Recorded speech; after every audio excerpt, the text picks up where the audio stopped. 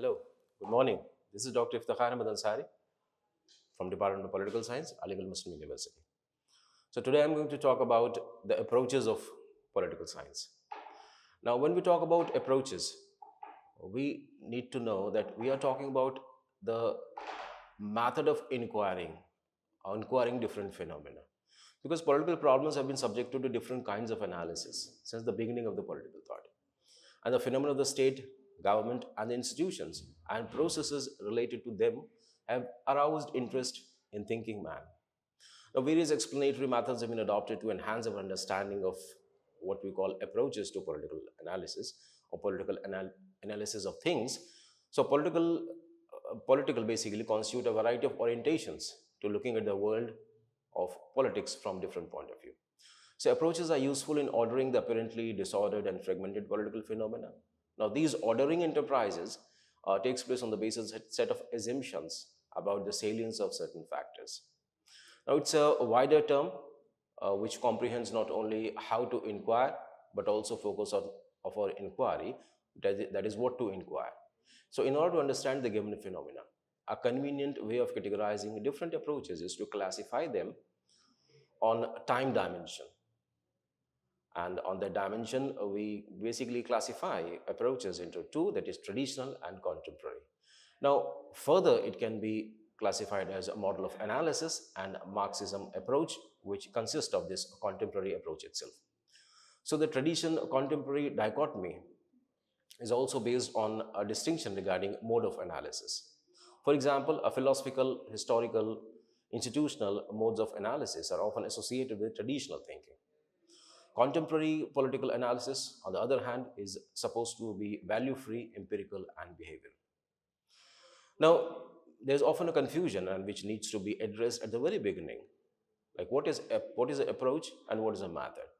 So, approach is a more general term which denotes a particular way of doing things. It can be defined as the process of inquiry by which reliable knowledge could be obtained and reliable conclusions could be drawn. Now, examples of methods are scientific method, inductive method, deductive method, comparative method, empirical method, normative method. So, on other hand, approaches is a wider term which comprehends not only the method, now method is how to inquire, but also the focus of our study, that is what to inquire.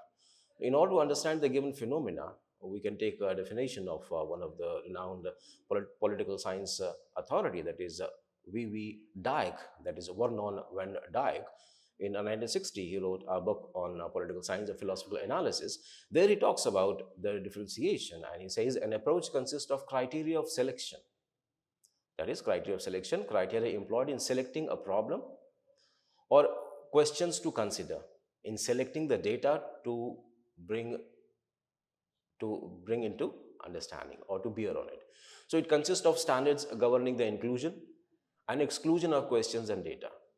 And it is observed that an approach is normally attached to a particular method, while a method is not always wedded to a particular approach. So that is why an approach suggests the relevant method also. For example, if you're talking about behavioral approach, it is associated with philosophical method. Further, empirical approach to the study of politics leads to method of political analysis, of system analysis, structural analysis, or structural functional analysis, decision-making analysis. Similarly, several modes of political analysis point to several methods adopted under this approach, namely political system approach, structural functional approach, decision-making approach. So, if you classify them, approaches to the study of politics can be studied under following broader category. Now, traditional and contemporary. Now, here we have further categorization of those approaches in the form of models of political analysis, then Marxist approach. Now, this traditional approach can be further categorized as philosophical approach, historical approach, legal approach, institutional approach, and contemporary approaches as behavioral approach, post-behavioral approach, and post-modernist approach, and feminist approach. Now, in today's talk, basically we are going to focus on traditional approach. Now, traditional approaches, as we already know, is most basically focusing on philosophy, focusing on institution. So broadly speaking, the approaches which remain largely in vogue till the end of Second World War are described as traditional approaches. And while those which were developed thereafter, they are known as contemporary approaches. So traditional approaches to the study of politics have not become all outdated, but they are no longer favored by champions of contemporary approaches. So the traditional or contemporary approaches do not represent any watertight compartments, although some of their distinctive features might be identified. So the traditional study of politics was dominated by the study of philosophy, history, law, institutions. Hence, philosophical, historical, legal, institutional approaches are usually identified as traditional approaches. Now, here the main emphasis of study is on state and government, and main philosophers are basically Plato, Aristotle, Hobbes, Locke, Rousseau, Bentham, Mill, Green, Hegel, etc. And it has been defined by Bluntschli, Paul Janet, Garner, Gettel, Seyle, Leacock, Willoughby, Lasky, etc. So, if we talk about the main features which are part of this traditional approach, and we find that it is a study of state. So, the study of state in the past is it entails understanding how government and society functioned, what had been the nature, form, and function of the state, and its past feature, and what were the theories of origin of state, what was the basis of individual obligation to state. By studying the state in past, individuals can develop a comprehensive understanding of political system, its influence in society. This knowledge appreciates the development of state at various stages of human progress. So studying the state also provides individual with historical perspective on governance and societal development. And studying state offers individual a historical perspective as well on government and societal development. So by examining past political systems and their success or failure, individuals can learn valuable lessons that inform present day decision making. So study of state in present, if we talk about, because we study all state in all the forms, past, present, and future. So we are focusing on when present form, the study of state in this current is significant in the sense that it brings about, we come to understand the aspirations of the individual towards the state and understand how the state operates and functions. So by dwelling into the study of the state, we can gain valuable insights into its structure, law, and politics and policies. This knowledge not only allows us to better comprehend our rights and responsibilities as citizens, but also empowers us to actively participate in shaping our government and society. So study of state in future is study of state what it ought to be. So in future, our study of government will focus on how it should be constructed and how it will function. So we'll explore various models and systems to determine the most effective way to govern a society. Now, this examination of state, it provides us the analysis of roles and responsibilities of different branches of government, as well as the relation between the government and its citizens. So by understanding these fundamental principles, we can strive for a government that promotes fairness, equity, and the well-being of all its members. And study of government is another feature, main feature of this traditional way of approaching the subject. And here, when we say it's the study of government, it includes a study of evolution, nature, composition, necessity, and purpose of the government apparatus, and also an understanding of the human perception and nature and its relationship with larger community. So the study of government is a crucial aspect of understanding how society functions. It involves examining the structure, processes, policies that shape the way a country is being governed. So by studying government, we gain insights into the power of dynamics, decision-making process, and institutions that influence our daily lives. Now, this particular field of study that is about government helps us understand the roles and responsibilities of different branches of government, such as executive, legislature, judicial branches. Additionally, it explores concepts like democracy, authoritarianism, the rule of law, which are fundamental to understanding political system around the world. So overall, the study of government provides us with the knowledge and the tool to critically analyze and engage with the world of politics that we live in. It also, one of the other feature is the study of political groups and political institutions, that is the formal structures, and along with that legal aspect of politics and international organization. So formal legal groups influencing government policies, pressure groups, interest groups, institutional, associational, non-institutional, or anomic kind of a group. So study of various political groups and political institutions is crucial for understanding how power is exercised and how decisions are made in society. By examining different political systems and institutions, political scientists aim to gain insight into how to shape the future of politics and governance, whether it is analyzing the dynamics of legislature, political parties, or judiciaries, or studying the relationship between individuals and state, political science provides valuable knowledge for individuals interested in making a difference in their communities and the world at large. Study of international problems, international organizations, we find that it includes various sovereign states and their international relations, their actions. So it encompasses various activities such as war, diplomacy, trade, foreign policy, and it seeks to understand the interactions among sovereign states and other international actors. International relations focuses on political, diplomatic, security connections.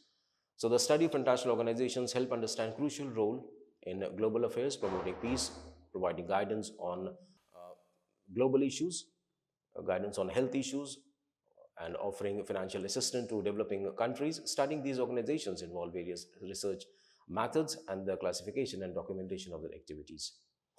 So the ascent on larger question, that is the main focus in all these institutions, and the way we approach the subject, that is the traditional approach, is the ascent is on larger question in studying all these institutions and related features of what is traditional. So the issue raises and debated in traditional thoughts are great issues. Now, if you quote Leslie Lipson, what would be the criteria for citizenship? How should authority be organized and used? And what should be the functions of state and its legitimate domain? I mean, these and similar other larger questions appear in classical political thinking with a degree of regularity. And then another feature we find is that they have a normative tone. Like traditional thinking is characterized by normative orientation. Statements of preference or value questions abound, and old masters did not make any distinction between political and ethical questions. As far back as Plato, political thinking has been concerned with what should be the size of the state or what is the ideal state. So concepts like freedom and order have often been expressed in preferential terms as things that are most desired. So in describing human nature or state of nature, writers like Locke and Rousseau have brought their own views and preferences as distinguished from historical anthropological facts. Then the traditional approach approaches the question of politics from philosophical orientation. Like an important feature of traditional political thought has been its philosophical orientation, like the philosophical approach, like asking the man's political activities and its role in the statement of different policies and guiding his actions. So it is comprehensive in scope and imaginative in spirit. So actual political activities have often been judged against ideal postulates as state of nature, natural law, ideal polity, and so on. So Plato's Republic, Hobbes' Leviathan, and other similar treatises, they represent tradition in political thinking that has always searched for deeper general principles underlying the actual political activities. Then these institutions, that is the formal institution that we are talking about and discussing through traditional approach, the state and the government, there are legal institutions, institutional bias in this kind of approach. Like traditional institutions and structure or structural approaches have characterized much political thinking as far back as Aristotle's Politics describes and classifies the constitution. Uh, and that has been a major interest in political studies. Formal aspects of government, such as the constitution, the election laws, the organs of government, have been the subject of study. So the institutional approach has been closely associated with legalistic orientation of government or orientation towards government. So emphasis has been placed currently or concurrently rather on law, rules, regulations that go to determine the structure and process of governmental institutions, legislature, courts, etc. So legal institutions approach or legal institutional approach has yielded valuable studies on the formal and structural aspect of government. So this empirical character has proved beneficial for political inquiries in the realities of governance.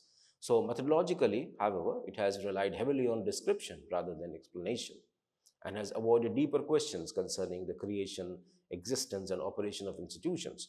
So traditional political thought with all above qualities have made significant contribution to our understanding of government and politics, and it cannot be said to be historically specific. Even now, much of the political thinking and governmental research, they continue to have the traditionalist orientation, which demonstrates its intrinsic strength and value. Now, with that, we come to the very first approach, the major approach, which falls under the category of traditional approach in political science, is philosophical approach. Now, a philosophical analysis is an effort to clarify thought about the nature of the subject and about the ends and means in studying it. A philosophical approach to a subject aims to enhance linguistic clarity and to reduce linguistic confusion. So, language used in description reflects conceptions of reality as clear and consistent, coherent, and helpful as possible. Now, it aims evolving standards of right and wrong for the purpose of a critical evaluation of existing institutions, law, and policies. In other words, it inquires to establish standards of good, right, and just, and to appraise or prescribe political institutions and practices in the light of these standards. Now, its themes are generally concerned with moral reasoning, which cannot be subjected to any scientific test, although the empirical aspect of such reasoning can always be questioned. Moreover, in philosophical approach, the moral aspect of such reasoning can also be questioned from the viewpoint of modern consciousness. Like if we take examples and see, we see Immanuel Kant's concept of human dignity, which rules out any type of slavery, is closer to the modern consciousness than Aristotle's defense of slavery, which he defended in ancient time. So most of the classical thinkers, proceeding from a hypothesis about human nature, I mean, that is the basic emphasis in philosophical approach, that they are proceeding from a hypothetical state of human nature. They basically dwell on two themes: art of government and grounds of political obligation. So Aristotle's postulate that man is by nature a political animal, and then elaborated his views on these two subjects, that is the ground of obligation and art of government. And similarly, Niccolo Machiavelli, he mainly dwelt on art of government on the assumption of the very selfish and ungrateful nature of man. Now, thereafter, the art of government ceased to be a part of mainstream political theory. That's another part. But then Hobbes, or Thomas Hobbes, he mainly focused on the grounds of political obligation. Now, his absolutist view of political obligation was carried on by Rousseau further and Hegel on different grounds. So, Locke was probably the first thinker to repudiate this absolutist view and to postulate rights of the individual against the state. Now, in modern times, John Rawls, he revived the Kant's notion of rational negotiator to build his theory of justice. And on the other hand, we find Karl Marx, he sought to demolish political obligation by identifying man's position in a social class and projected the working class as an instrument of revolution. Now, neo-Marxists, after that, they have been looking for alternative instruments as well as alternative strategies of revolution. So, in a nutshell, what we can say is political philosophical approach mainly dwells on the logic of the grounds and limits of political obligation. So, concepts of individual rights and revolution are the byproducts of this debate. So, conception of freedom, equality, and justice are extension of these theories of rights. So, the concept of democracy donates an effort to translate the concept of individual rights into concrete political institutions. Again, the concept of authoritarianism, totalitarianism, fascism, etc. are largely, they represent a negative side of this effort. So, of contemporary champions of philosophical approach to the study of politics, Leo Strauss is most outstanding. And according to Strauss, he says that political science and political philosophy are coterminous. That is, they denote an attempt to obtain true knowledge of political things as well as standards of the rights and the good. So, political philosophy is a product of our quest for good life and good society. Values as well as facts are indispensable part of political philosophy, which enable us to undertake a critical and coherent analysis of political institutions and activities. Without these and without such analysis, assumptions regarding the political things take a character of mere opinion. So, philosophical approach does not simply rely on political thought of the past, It's a subject of current and continuous debate. Another approach, which is a part of traditional approach, is the historical approach. So the term historical approach to politics may be used in two sense. Now, first, it can denote the process of arriving at the laws of governing politics through an analysis of historical events, that is, events of the past, as exemplified by the theories propounded by Hegel and Marx. Or Karl Popper has described this approach as historicism, and it implies the historical processes are determined by their inherent necessities, which are beyond the control of human iniquity or ingenuity or his thinking. So Popper has criticized historicism because he insists on discovering what is inevitable and then advocates totalitarian methods for its realization, as Hegel and Marx have done for the realization of the respective notion of future society. So that was the first way of approaching historical approach. The second uh, place goes to the historical approach stands for an attempt at understanding politics through a historical account of political thought of the past, as exemplified by George H.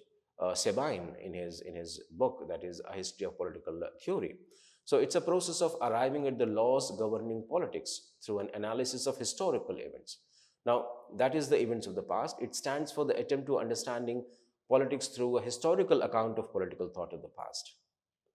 Now, through the writings of Plato, Aristotle, Hobbes, Locke, Rousseau, Bentham, Mill, Green, Marx, and others. So the questions like what ideals are sought to be realized through the state, what is the meaning of freedom and equality, what are the grounds and limits of political obligation, etc. So here we find the critics who point out that it is not possible to understand the ideas of the past or ideas of the past ages in terms of contemporary ideas and concepts. Moreover, the ideas of the past are hardly any guide to resolving the crises of the present day world, which are beyond the comprehension of the past thinkers. Now, this challenge to historical approach, of course, encourages the development of behavioral approach in understanding the realities of the time. However, the recent revival of interest in values, which it has led to a rich heritage of present understanding of the problems. For instance, John Rawls has built his celebrated theory of justice by drawing on the methods and methodology of Locke and Kant, by rejecting the utilitarian philosophy of Bentham and Mill. So Herbert Marcuse has built his neo-Marxist theory of freedom by reverting to Hegel's concept of civil society. Then again we find Macpherson, C.B. Macpherson. He has built his theory of democracy by reverting to Aristotle and J.S. Mill, by rejecting Bentham's utilitarianism and the contemporary elitism of Schumpeter and Dahl. So with that, we move to the next approach, that is the legal approach. Now, legal approach stands for an attempt to understand politics in terms of law.